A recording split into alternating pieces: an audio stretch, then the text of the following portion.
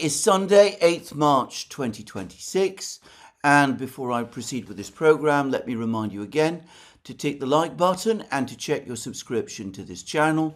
If once you've watched and listened to this program, you decide that you like what you have watched or heard, you wish to indicate that fact. Now today we are entering the 7th day of the conflict, the war between the United States and Iran.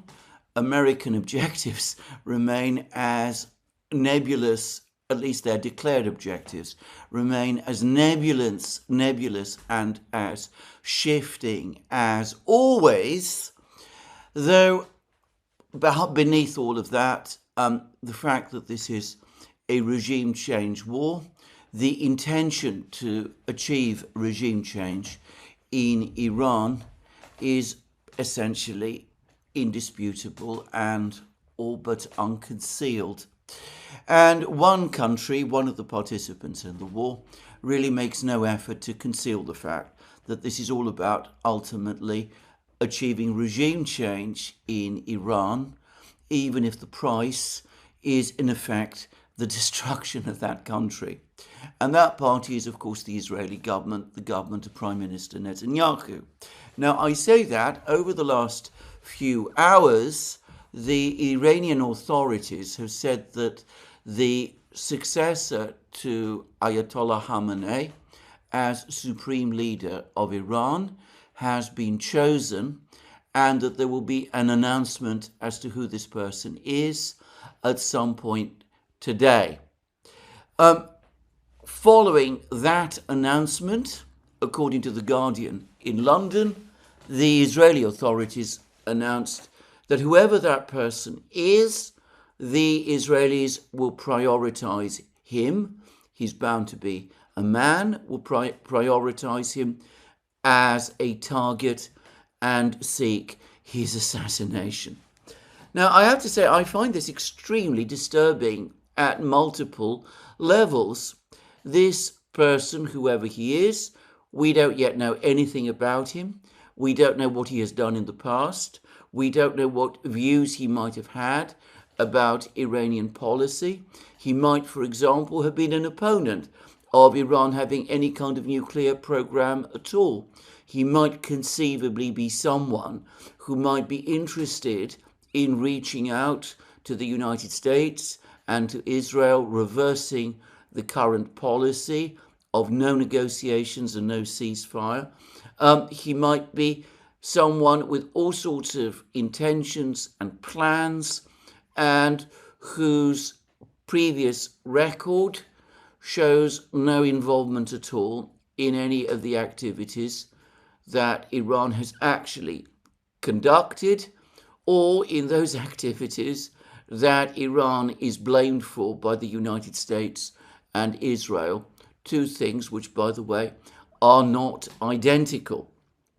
But before the name and identity of this person is even announced, before we know anything at all about his background, before we know anything at all about his politics or policies or intentions in this critical moment, the Israeli authorities already say that they're going to kill him. Now, as I said, it amazes me how these kind of assertions, how these expressions of intention carried out with ruthless force go so completely undebated in the West. In Israel, as it happens, and as I know, they are debated and challenged and questioned an awful lot, both publicly and behind the scenes. No one in the Western media that I have seen seems to think that there is anything unusual or strange about this conduct. So this is indisputably a regime change war. If you are making it your objective to assassinate the leader of another country without knowing anything about him, before even his identity and name has so far been announced, well, you are making it obvious and clear that what your objective is regime change, and that you are prepared to go to almost any lengths in order to achieve it. The trouble is that 7 days after the conflict began, regime change has not been achieved, and for the moment there is little sign that it is about to happen. It is surely not a coincidence that after a week of this regime change military operation, leaks have started to appear in the US media, in the Washington Post to be precise, about a report from the US intelligence community that was provided to the President of the United States, in which the US intelligence community advised that however relentless the attack on Iran might be, whether it were carried out at a low level or at a very high level, absent a ground invasion of Iran and an occupation of the country, there could be no guarantee, in fact, no likelihood that regime change in Iran could be achieved. Now, a week before the conflict began, over the weekend, at a meeting that took place apparently in the Oval Office, the President was confronted by General Kane, the chairman of the Joint Chiefs of Staff, and the director of the CIA, John Radcliffe. And according to multiple reports that appeared in the media over the following days, both of these officials informed the President that whatever military campaign was conducted, they would be unable to guarantee, they could not guarantee that a satisfactory regime change would be achieved as a result of it.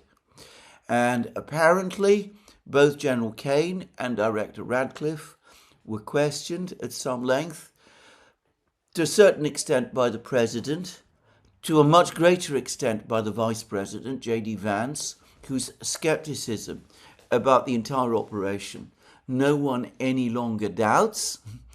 And, well, the meeting did not go well at all from the President's point of view. The President, by this time, had already decided that he would go to war.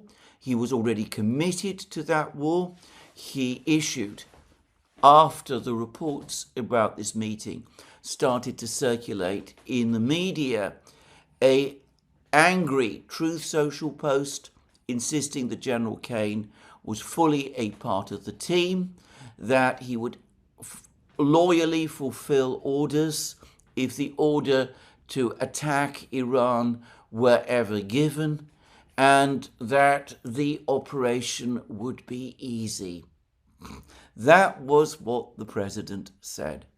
Now, everything suggests to me that the report we're reading about in the Washington Post today, which was discussed, by the way, in a masterly fashion by Larry Johnson.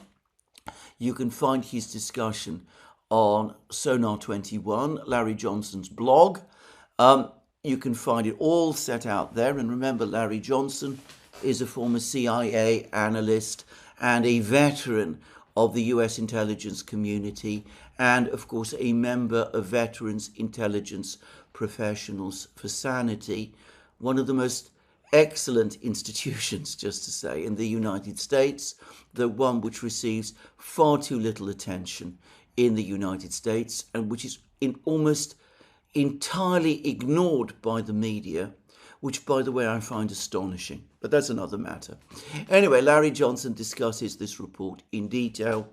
I have no doubt that this was the report that formed the basis of the conclusions and the arguments that Kane and Radcliffe made to the President at that meeting, and that those were the arguments which the President rejected. Well, 7 days on, and that report is starting to look prescient, or if you prefer, correct. There is, as of now, still no sign that there is any crack within the Iranian leadership, that the Iranian government is indeed about to collapse, that regime change in Iran is going to happen. The various rumors and reports that were circulating about contacts by Mossad and the US with Iranian military officials who were preparing to rebel against the government. Well, none of that has materialized up to now. And, well, we are starting to see the president and his officials, those of his officials who decided to ignore this report and to launch this war, trying to come up with some plan, any plan, to achieve at least some kind of objective in this war that they can say is a victory. Now, before I proceed, let me discuss briefly the situation with the rebellion of military units in Iran. It remains still, I suspect, just about a possibility.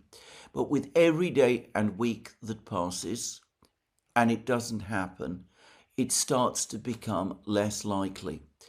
It seems to me that absent an all-out invasion of Iran, given that Iran continues to hold its own, it is very unlikely that such a thing will happen. And I noticed that Seymour Hersh, the US investigative reporter, who was told by one of his sources in the US intelligence community that there were indeed discussions with Iranian military officials about a possible rebellion against the government. Anyway, these people are apparently trying to explain to Seymour Hersh why this expected rebellion has not taken place, are shifting the blame on President Trump and Prime Minister Netanyahu by saying that the rebellion, the insurrection against the Ayatollah, was preempted by the American-Israeli attack, and the fact that that attack took place made it impossible, in effect, for these military officials to act in the way that they were supposed to do. I find this argument, and I have to say this, extraordinarily far-fetched, convoluted to say the least. Again, I'm puzzled why a journalist of Seymour Hersh's background and reputation and massive experience should fall for this one, but there it is. Anyway, there we are. We are without any sign of fracturing so far within Iranian society. No sign of a rebellion by the military. No sign that the Iranian governmental system is crumbling or close to collapse. No sign of an internal collapse for the moment in Iran. Perhaps as this battle continues, as this grinding of war of attrition goes on, something within Iran will crack. But for the moment, that isn't happening. And to repeat again, that seems to me to be leaving the president and indeed Prime Minister Netanyahu and their officials facing a major problem. Because, as we know, there are shortages of precision weapons in the United States. There's been a cascade of further articles in the US media, incidentally, discussing this very topic. In fact, there's been all sorts of explanations and claims as to why the mighty US military industrial complex, the arsenal of democracy and all that, isn't able to keep up with the demands of this war.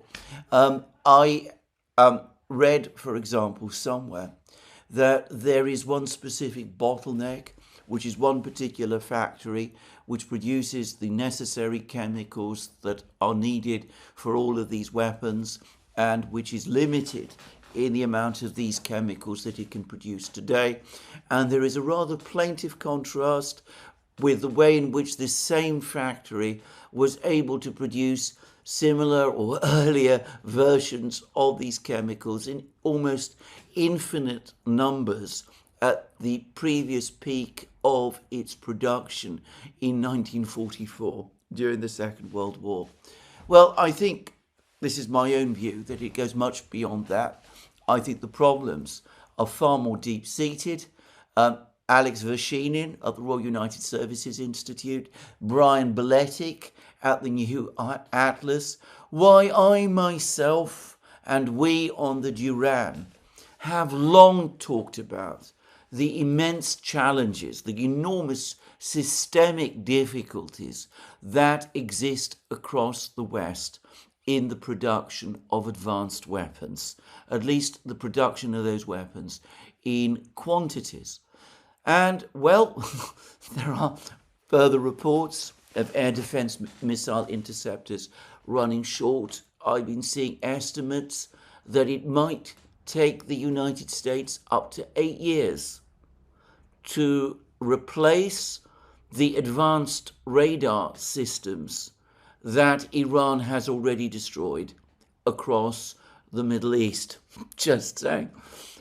Anyway, that's only one part of the problem that the president and his officials, and indeed Prime Minister Netanyahu, are facing.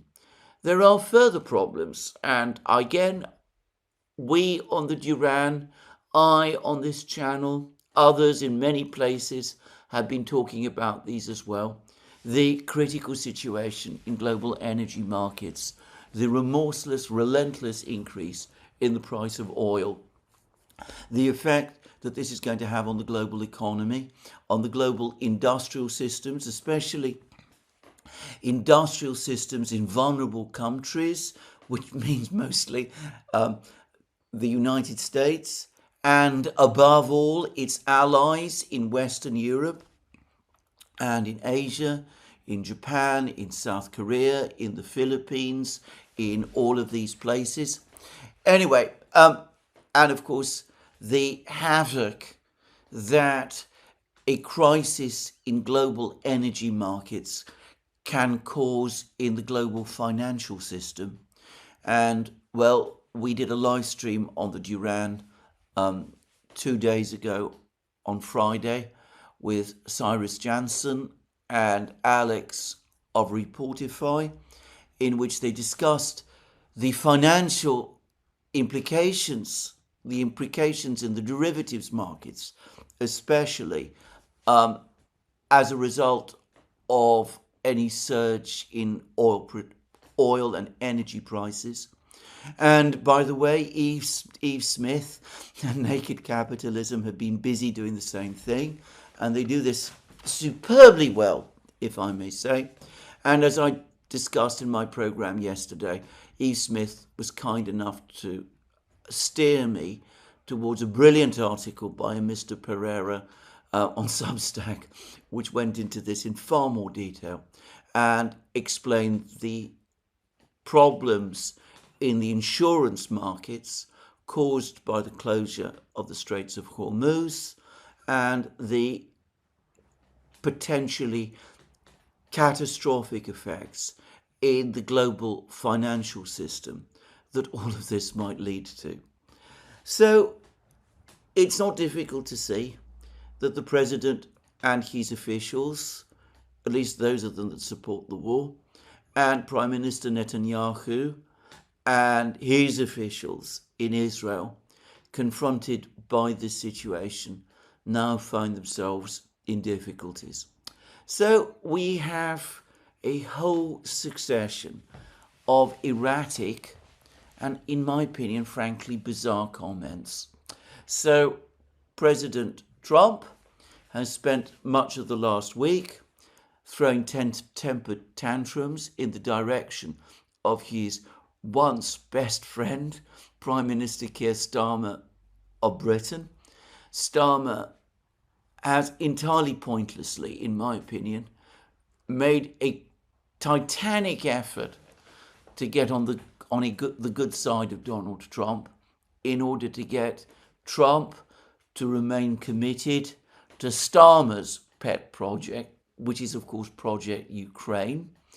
But the two men have now massively fallen out over Iran.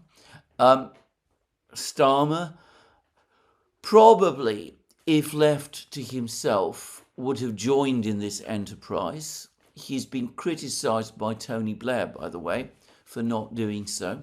Tony Blair, of course, joined the previous enterprise, the war against Saddam Hussein in Iraq, at the bidding of another US president, George W. Bush, just saying.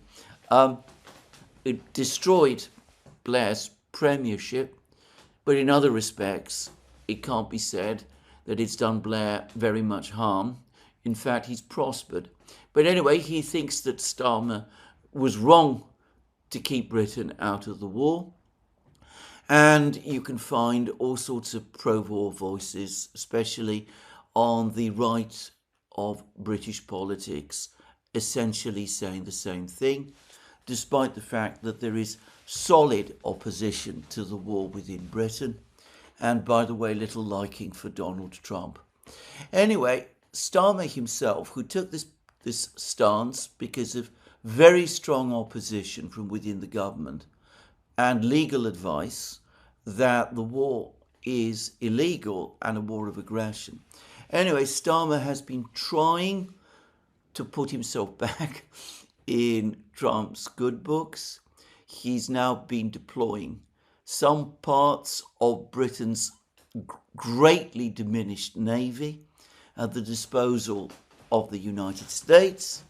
This has resulted in another temper tantrum from Donald Trump, who says that the United States does not need Britain's navy. This is, of course, absolutely true. The British have no real force that they can add to this war over and above that which the United States and Israel are already bringing to bear. But these comments of Donald Trump's, criticising Starmer when he doesn't provide aid, and then criticising Starmer again when he seems to be about to do so, have undercut the pro-war voices in Britain. They've triggered considerable dismay, and they've led to a shocked, very upset article in editorial, to be precise, in the Daily Telegraph, the staunchest pro-war voice of all, complaining about Trump's allegedly loose tongue. Anyway, that's one example of the president, as I said, being increasingly erratic. He's also, perhaps more importantly, changing his position constantly about the Kurds. So a few days ago, there were reports in the media about the president, Donald Trump, having had a conversation with Kurdish militia leaders based in Iraqi Kurdistan, urging them to attack Iran, assuring them that air cover from the United States would be provided if they did attack Iran. There were reports that Trump's call resulted in peremptory language, basically ordering the Kurds to conduct their attack on Iran. Then, of course, reports started to circulate that the forces that the Kurds would be able to throw into the battle were not that big, that the Kurdish leaders themselves were divided about the wisdom of doing this, that the wider Kurdish community was unenthusiastic, and that there was no guarantee that the larger Kurdish community in Iran itself would support this attack. The Daily Telegraph, by the way, sent its reporter to Iraqi Kurdistan to speak with these militia leaders. The headline of the resulting article suggests that the Kurds are aching to attack Iran. But when you actually read the article itself, you quickly discover that this is far from the case, and that there are many uncertainties and doubts, and also worries that, based on previous experience, the United States, if the Kurds do what is being asked of them, will eventually abandon the Kurds once again, leaving them hanging out to dry. Anyway, apparently the Kurds for the moment are unenthusiastic. Perhaps they haven't said a definite no, but they've not yet said yes.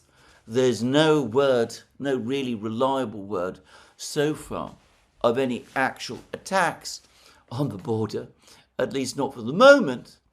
And, well, the President, Donald Trump, says that he doesn't need the Kurds after all. He doesn't think that the Kurds should attack Iran. This is never his idea. If the Kurds did attack Iran, it would already make a complicated business even more complicated. And, well, for the moment, they are not needed. And, of course, all of this completely inconsistent with the previous reports that the president himself had been urging the Kurds to attack Iran. Reports, incidentally, which no one in the administration that I know of actually ever denied. Just saying. So, the president, it was his idea that the Kurds should not attack. Nothing to do with them. But, of course, previously, it was his idea that they should attack. Well, you could say that he's changed his mind, but I don't think anybody would say that. Anyway, the president still then goes on to say that he's not interested in talking to the Iranians. He wants unconditional surrender. He wants the war to end in some kind of Iranian capitulation. He wants to be the person who chooses the supreme leader and all of that. But then, of course, that disregards the fact that even as the president has been changing and shifting his ground on this constantly, and I've seen reports that there have been as many as 3 requests from the United States to Iran for a ceasefire, the entirely consistent, the completely consistent Iranian position is that they are not interested in a ceasefire with the United States, that they no longer trust the United States, that they don't want to negotiate with the United States, that they need to put themselves, as they say, in a position of advantage over the United States, such as when there is what the Russians refer to not as a ceasefire, but as a cessation of hostilities. This time it will be once and forever. Well, but the president, he doesn't want to say that it's the Iranians who are rejecting a ceasefire. So, of course, he comes out and says that it is him. Now, in the meantime, we continue to see a constant pattern of escalation. Yesterday, I read with deep concern that the Israelis have conducted an attack on a desalination plant within Iran. I don't know exactly what took place over the course of this attack. The report was Iranian. It might not be true.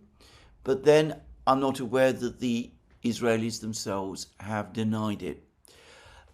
Inevitably, attacks on desalination plants inside Israel by the Iranians then appear to have followed. I read somewhere, and this might be an overstatement of the truth, maybe a huge overstatement of the truth, that Israel depends for around a third of its fresh water on desalination plants. I would have thought it was extremely unwise for Israel to conduct attacks on Iranian desalination plants.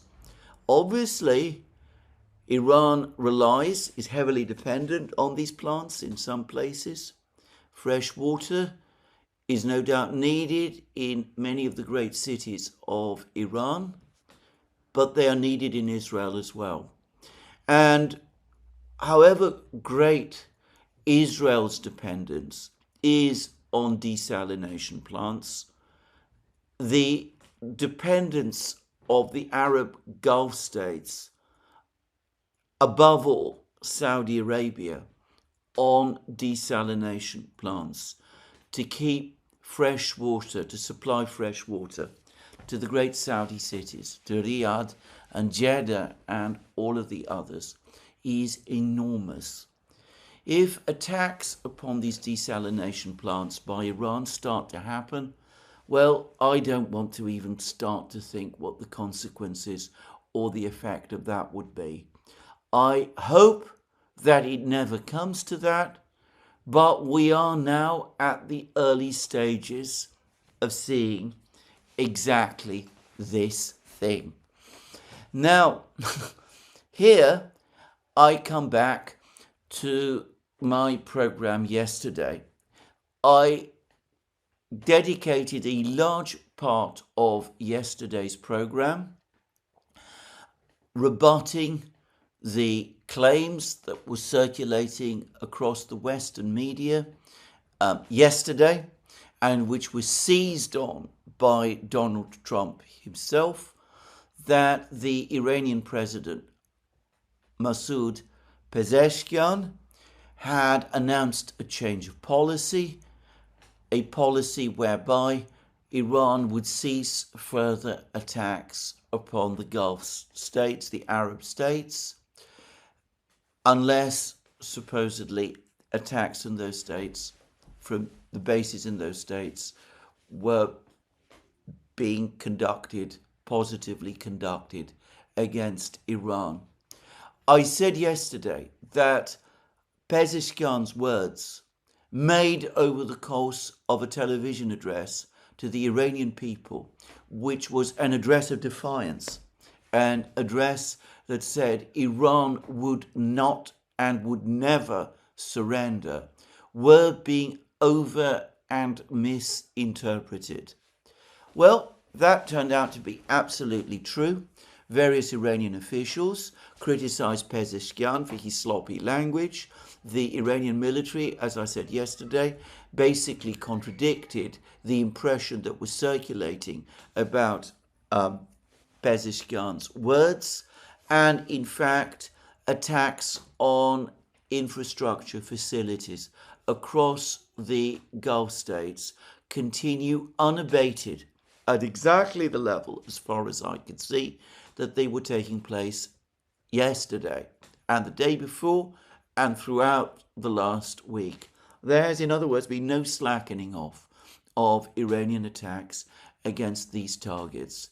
If the leaders of the Gulf states hoped that the interpretation of Pezeshkian's words that was circulating in the media was true, then they discovered very quickly that their hopes had been disappointed. Anyway, there it is.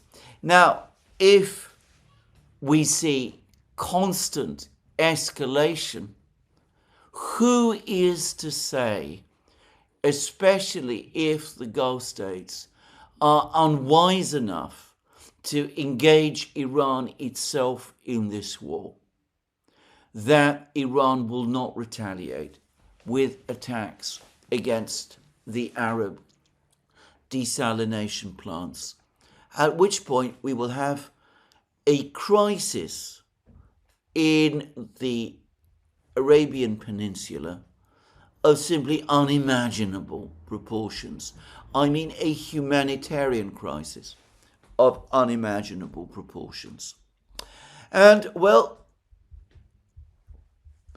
given the lack of wisdom of any Israeli attacks on Iranian desalination plants, and let me stress again that up to this time, the only report I've seen that this attack on the Iranian desalination plant took place comes from Iran itself.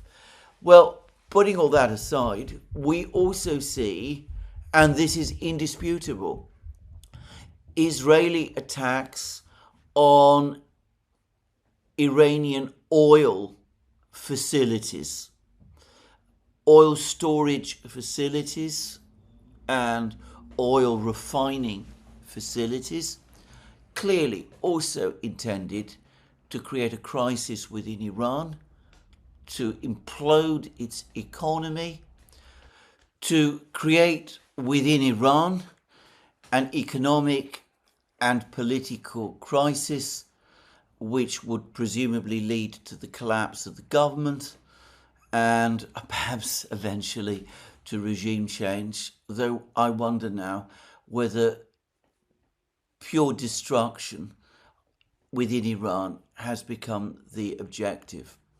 Now, putting aside again one's concerns about the moral implications of this, the strategy here seems to me once again deeply unwise.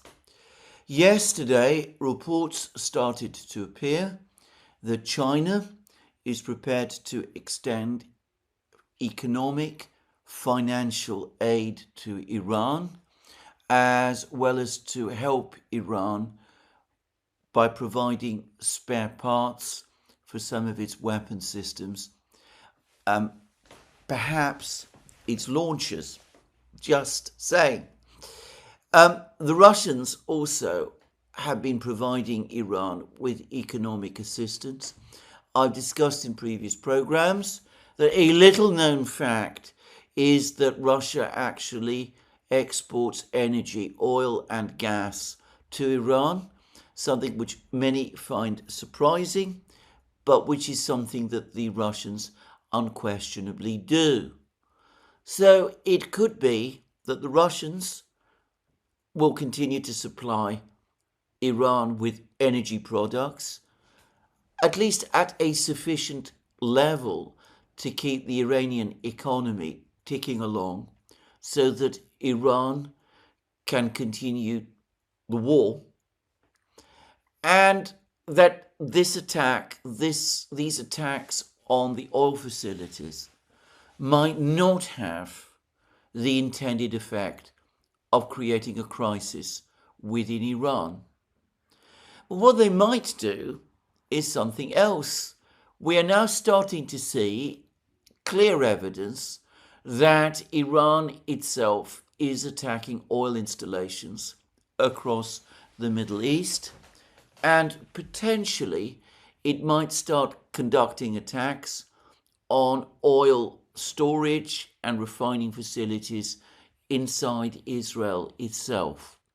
All this at a time when the West is already facing a potential oil shortage because of the closure of the Straits of Hormuz. Well, what will that effect be? I mean, again, one has to look at scale. Iran, because it is a huge country, functions on an entirely different scale to Israel. It can absorb massive damage to its energy system, and it is backed by one of the world's biggest oil producers, which is, of course, Russia. Israel, by contrast, is a small country. It does produce some oil, as I understand it, but not enough to cover its own needs. And though it is backed by another country, the United States, which is a major oil producer and exporter, it is fair to say that the United States is much more sensitive to pricing issues in the international energy markets than Russia is, and has commitments to export oil to all sorts of places, which may extend and which will increasingly extend its potential production and its ability to keep all of its customers supplied. I would have thought that in a long war, it was inadvisable for Israel to conduct attacks on the Iranian energy system. Just saying. Now, I say Israel, perhaps I'm running too far ahead. Maybe these attacks on the oil facilities and the refineries were, at least in part, the work of the United States.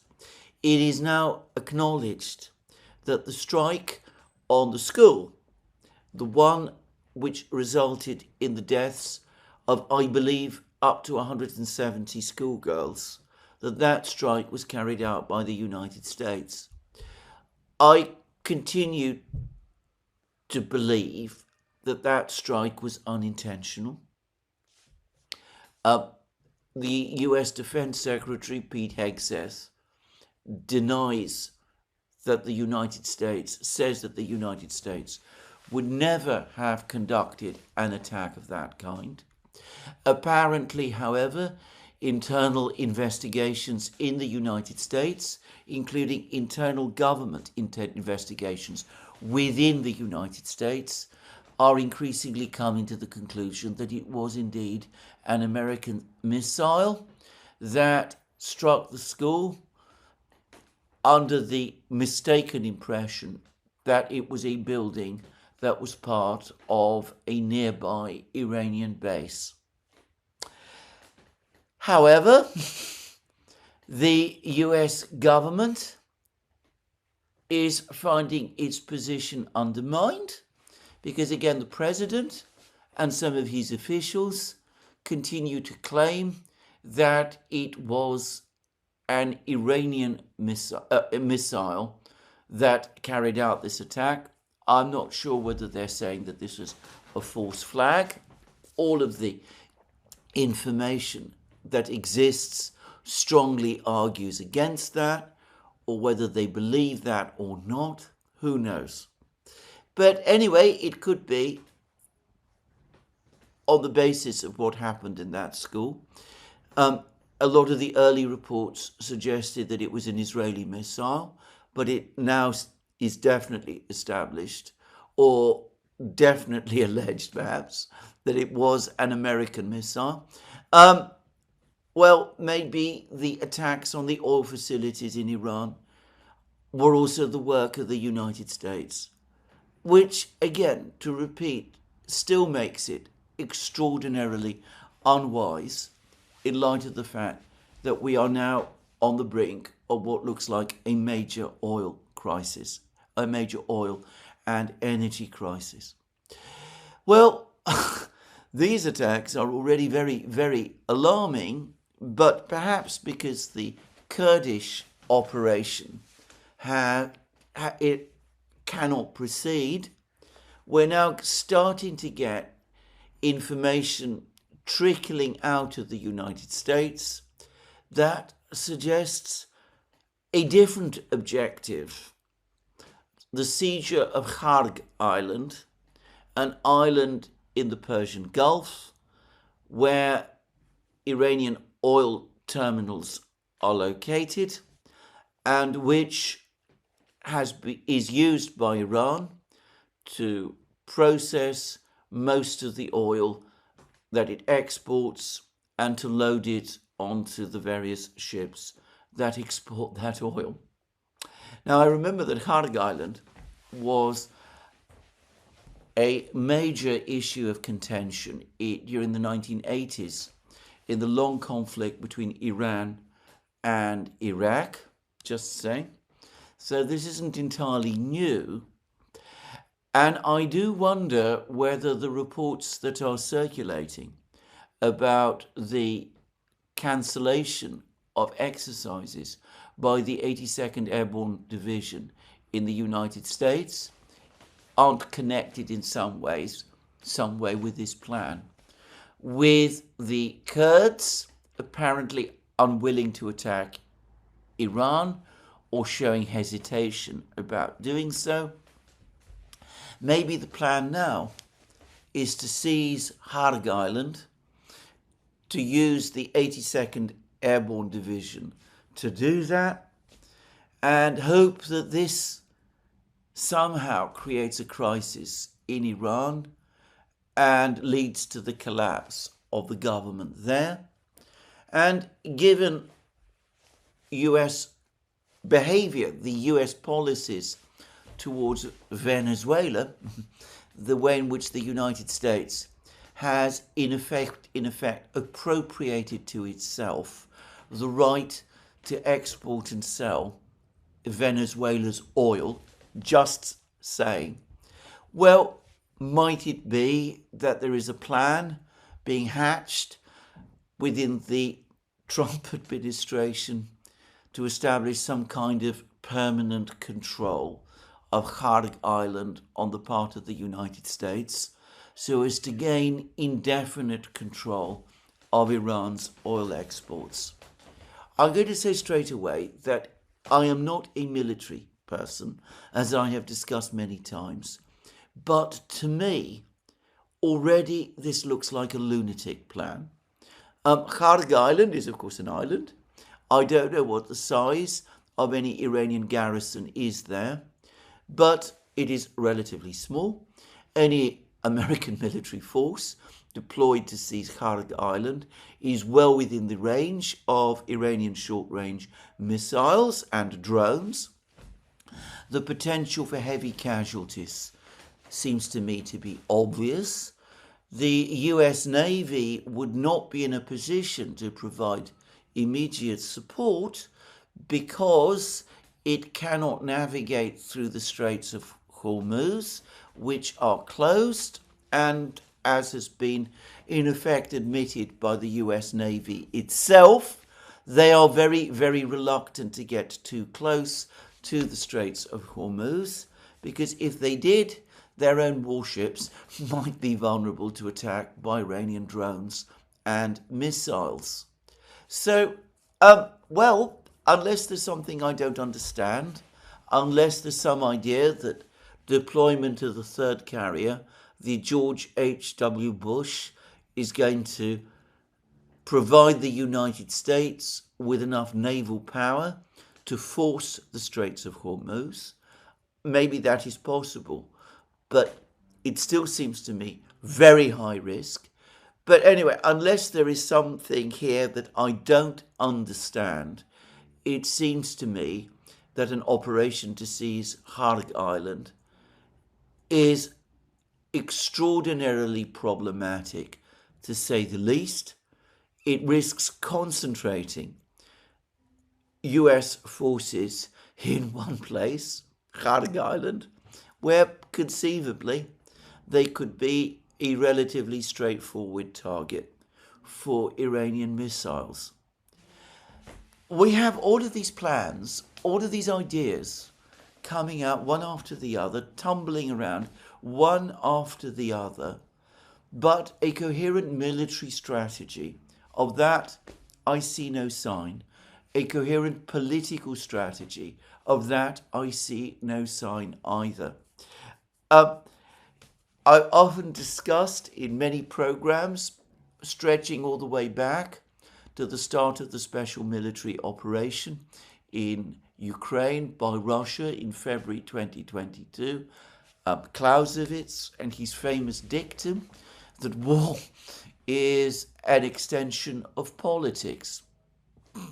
Well, this war, the one that we are seeing now, appears to me to be a war waged without any heed to that doctrine whatsoever. If there really were a plan to shift or change the policies of the Iranian government, everything that I have seen so far is not going to achieve it. In fact, everything suggests that instead it is going to make that government even more hardline.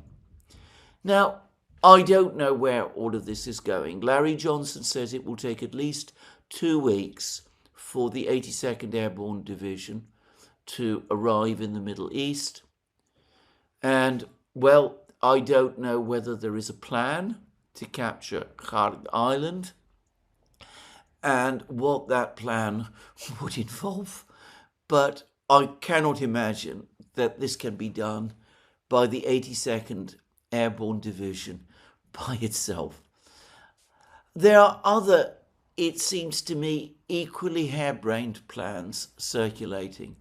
Until a few weeks ago, the President of the United States and his officials were continuing to insist that Iran's nuclear enrichment program had been totally obliterated as a result of the June 2025 12-day war, and specifically as a result of the American bombing of the Iranian facilities in Natanz, Isfahan, and Fordo.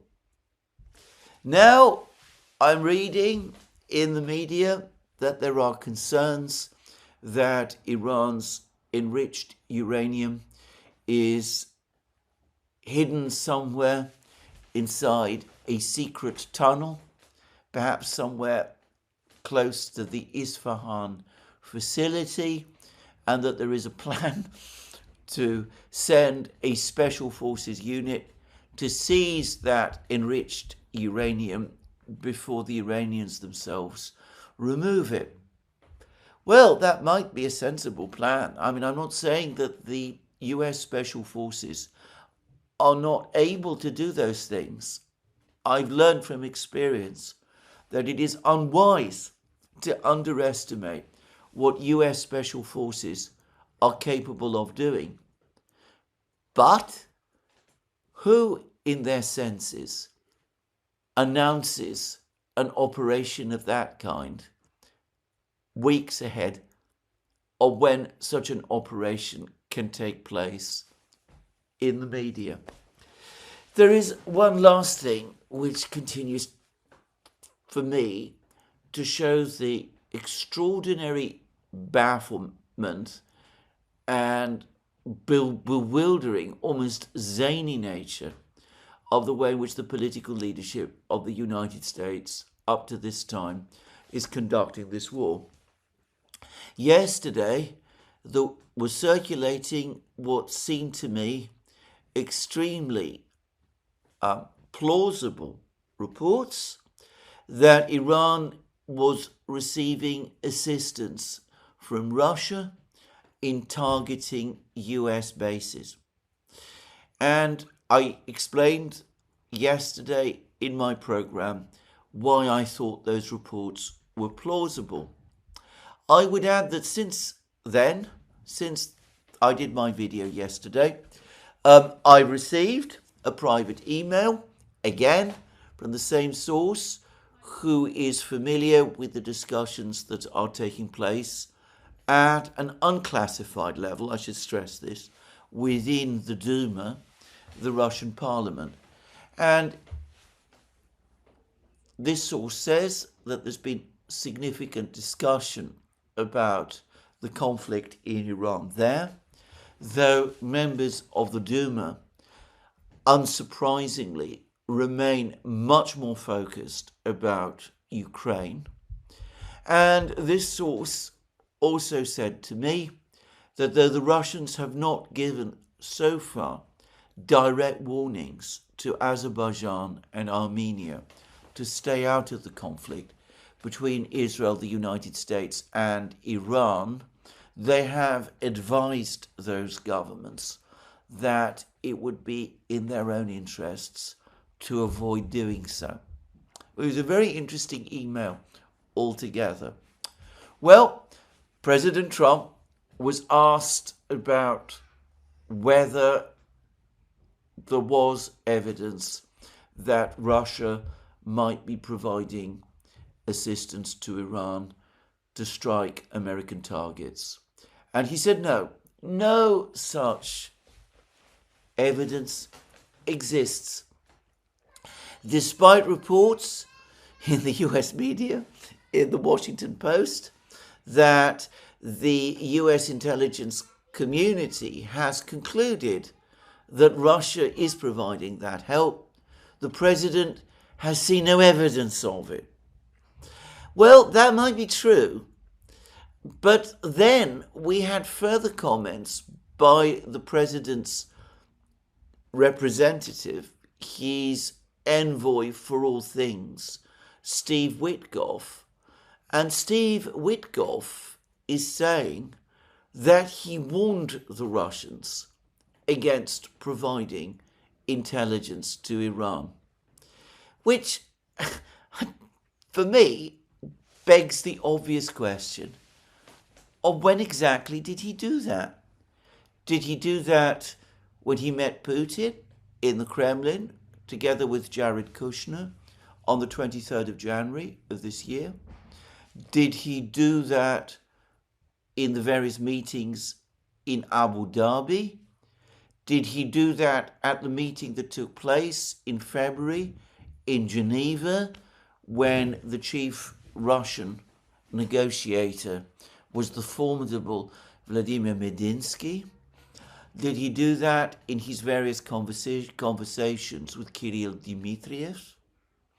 Did it not occur to him that if he did, the Russians would undoubtedly treat that as confirmation that the United States was indeed about to attack Iran, and would have undoubtedly alerted Iran to that fact? Of course, if Witkoff gave this warning to the Russians, to Medinsky and Kostyukov during the meeting in Geneva, when the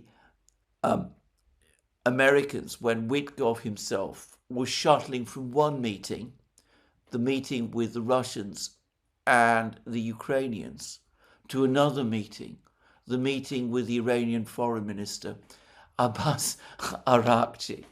Well, it would in that case have been even more bizarre.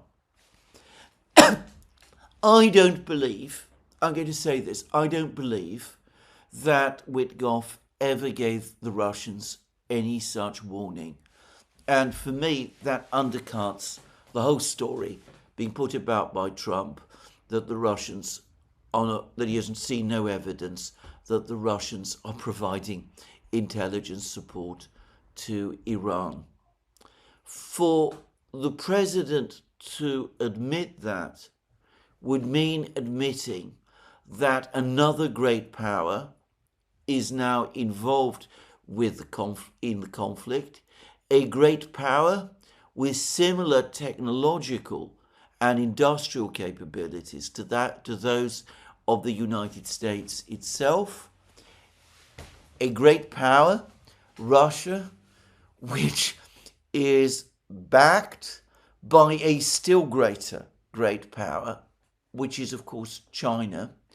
And I can completely understand why, given all the ongoing problems of the existing operation, the president does not want to admit that. But to me, I still find it plausible that that is indeed what the Russians are doing. And this strange melange of stories again highlights the extent to which the president and his officials really do not know at this moment in time what to do and are making it up as they go along.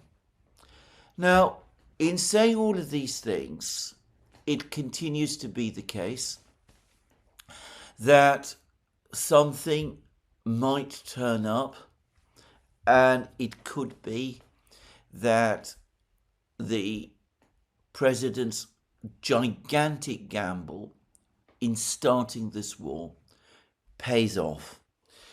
I've discussed many times that I am not familiar with the internal situation in Iran. Iran remains stable, at least outwardly, but it may be that there are, beneath the surface, disagreements and disputes. It may be that there is more opposition to the government in Iran than we can see. It may be that all of this breaks out into the surface. And there is no doubt at all that Iran is indeed suffering significant damage. There's lots of reports, for example, putting aside the attacks on Iranian infrastructure, the many deaths that the Iranians are experiencing, but there's many reports that Iran is losing large numbers of launchers. Now, this is a problem. I read an article by Simplicius the Thinker in which he spoke about launchers as being simply trucks and not the same as missiles, and how trucks can be easily replaced. Nothing like that is remotely true. I find it surprising that Simplicius the Thinker could say this. The type of vehicles that are designed to launch long-range missiles, the kind of long-range missiles that can strike targets in Israel and elsewhere in the Middle East, these are not simple trucks. They are extremely sophisticated vehicles which can sometimes take a very, very long time to produce. So the Israelis and the Americans are claiming that they've managed to destroy large numbers of these. The information that they've provided to confirm this, however, is not uncontested. The Iranians themselves say that most of the launchers that the Israelis and the Americans claim to have destroyed are decoys, and perhaps they are. Anyway, some at least have been destroyed, and even China and Russia would struggle to replace them, especially as, I assume, launchers have to be capable of launching specific missiles, and of course the Russians and the Chinese might not produce launchers that are suitable to launch Iranian missiles. So it could be that cumulatively, over time, the pressures on Iran become so strong that there is a crisis and a collapse in Iran, and the president comes out a winner. But I have to say that with every week that passes, and that doesn't happen, it starts to look less likely. And at some point, perhaps 3 weeks from now, we will reach that point where it is realistic to say that it is very unlikely to happen at all. And then that begs the question of what does the President and Prime Minister Netanyahu and all of the others, what do they do in a situation like that? It's difficult to imagine that any agreement for an off-ramp proposed by the Russians and agreed by the Iranians would not at that point be perceived as a defeat for Israel and for the United States. In which case, the entire political geography of the Middle East changes forever, and the international position of the United States is severely undermined. Moreover, by that point, we might be in the grip of a full-fledged economic crisis, which will undermine not just the international position of the United States, but which will destroy the president's domestic political position in advance of the midterms. This is the high stakes that the president is facing at the moment. Perhaps, in light of all of this, it isn't so surprising that the president and Witkoff and others like him, I'm not going to even start with Pete Hegseth, who it seems to me is behaving so erratically that, frankly, I think someone should tell him to take a vacation and to absent himself completely from the decision-making process.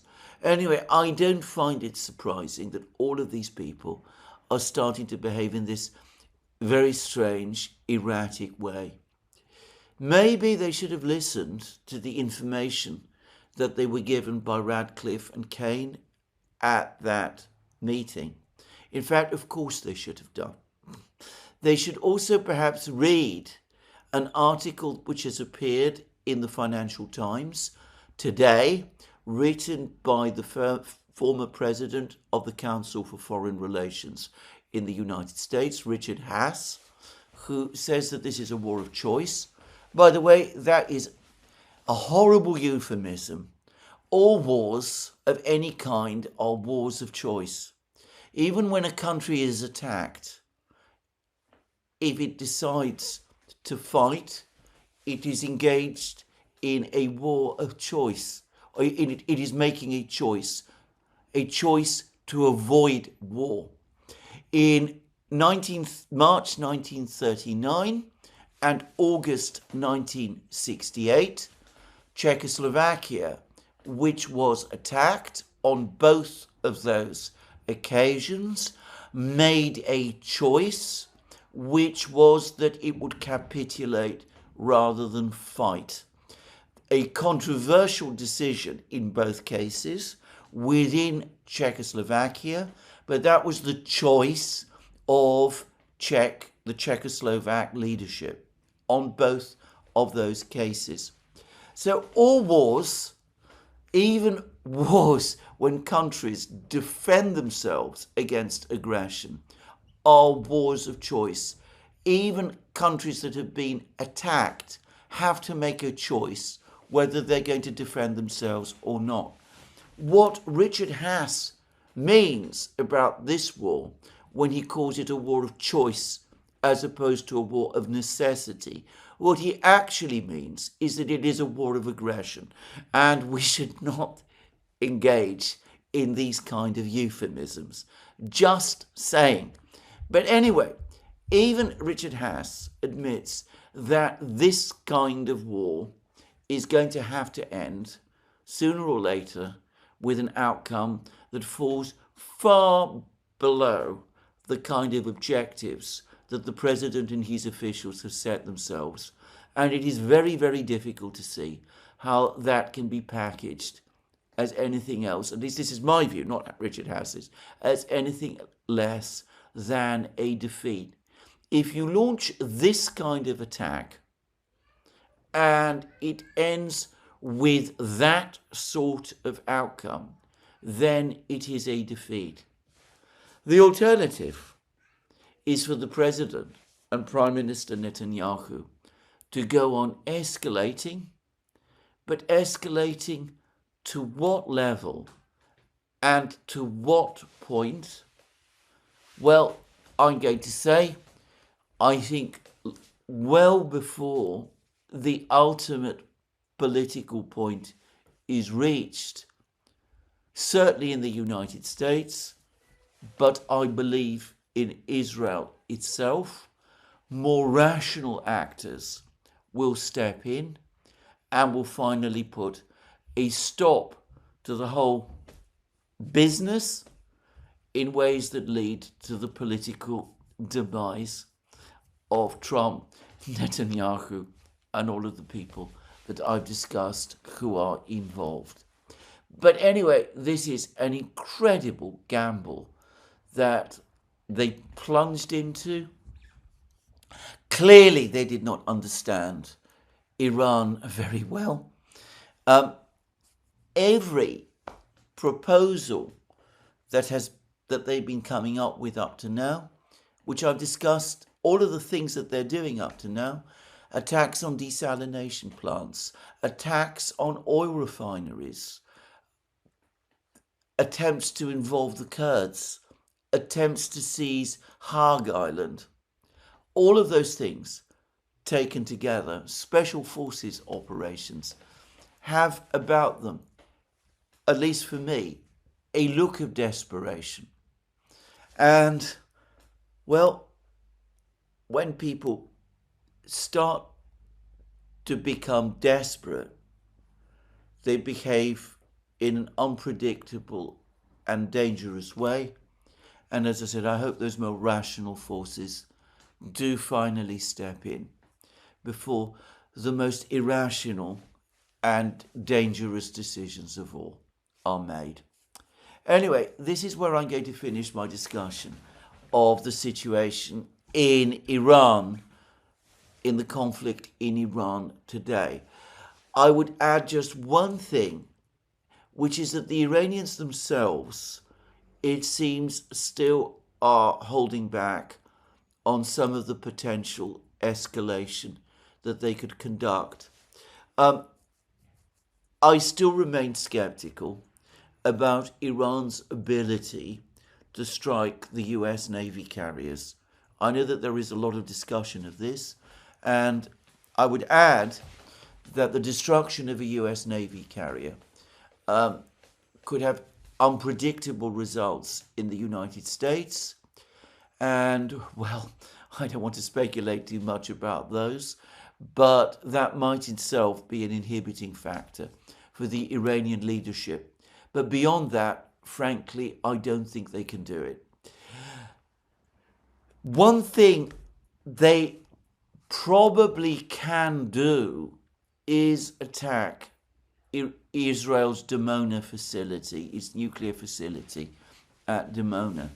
Now, what the effect of that would be, I don't again want to speculate about or guess, but certainly if we arrive at that kind of point, then we're looking at a very serious escalatory step by Iran. But even more pressing is the fact that the Iranians so far have not announced what their political objectives in the war are. They clearly have a strategy, which is an endurance strategy, which so far is working. But what is the political strategy which lies behind it? I'm assuming that they have one. They give the impression that they do, but they have not yet set out their terms for an end to the war. They've not said what would persuade them to stop. There's many speculations about the Iranians wanting a withdrawal, a complete withdrawal of US forces from the Middle East. That might be very, very difficult to get the Americans to agree to, by the way.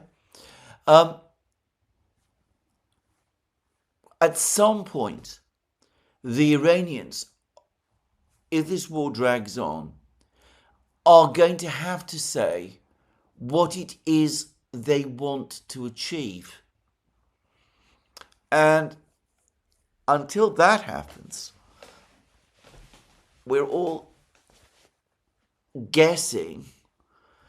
And, well, the absence of clearly defined Iranian objectives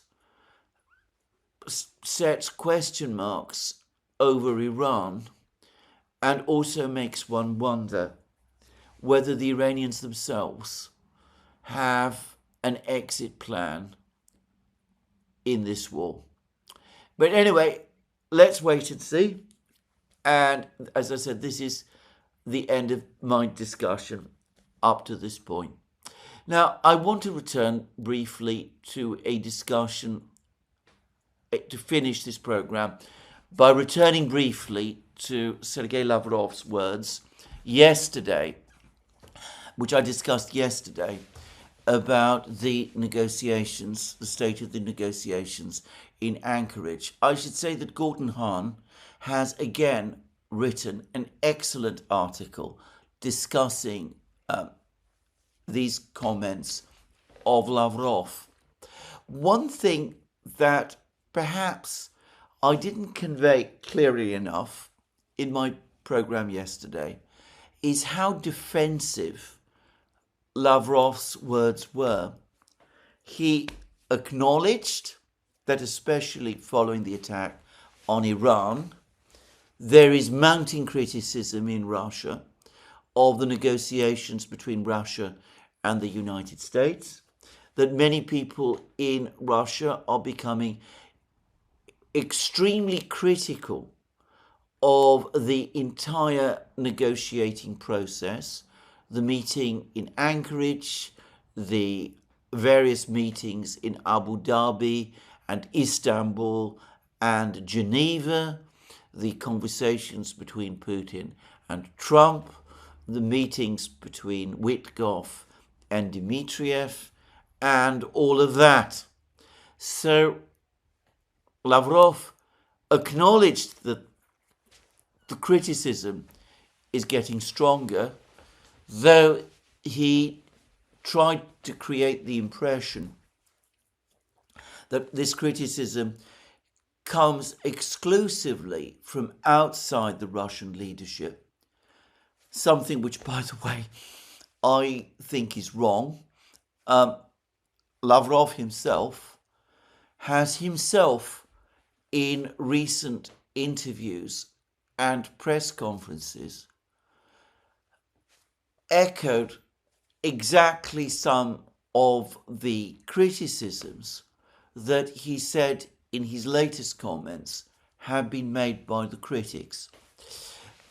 So this is a very defensive response from Lavrov, saying that people who are making these criticisms don't understand what exactly has been taking place in the negotiations, that an actual concrete agreement was reached between the Russians and the Americans in Anchorage, that the Russians are sticking by that agreement, but that the spirit of Anchorage, which is to say any goodwill that existed at the time of the meeting in Anchorage, that has in effect melted away. Well, rereading Lavrov's words, I wonder whether what the Russians are now doing, whether the message that they're now starting to circulate is that Anchorage has ultimately failed, that the Americans have been unable to act or have been unwilling to act on whatever agreement it was that they made with the Russians in Anchorage. Lavrov is careful to say that the Russians are not going to make any concessions beyond that agreement. And of course, whatever that agreement was, it's absolutely obvious that Zelensky is rejecting it, that the Europeans, as Lavrov himself said, are rejecting it and that the Americans are not acting upon it. I, for my part, am actually skeptical about whether there was, in fact, any real agreement between the Americans and the Russians in Anchorage at all. I think that Putin, structured and methodical man that he is, simply did not understand that the Americans are perfectly capable, or this administration is perfectly capable of telling him one thing and of telling the Ukrainians and the Europeans something completely different. And anything that the administration says, even if it is put down in writing, carries little weight or meaning. I think Putin went into that meeting in Anchorage under the impression that he'd achieved some kind of positive outcome, even a breakthrough, and that it has taken him many months since then to come to realize that this is not the case, and that whatever it was that Trump and Witkoff said to him in Anchorage, they didn't really mean. And I think that this statement by Lavrov is in effect a first step, or not even a first step, but another step by the Russian leadership to begin to put distance between themselves and what I suspect is widely seen now in Moscow as a debacle. The entire pointless negotiating process with the United States. Besides, the Russians must be looking at the situation in Ukraine. They are aware that the military situation on the front lines has changed radically since Anchorage, that Pokrovsk, Mirnograd, Gulyapolye, all of these places have now fallen, that the Russians are largely in control of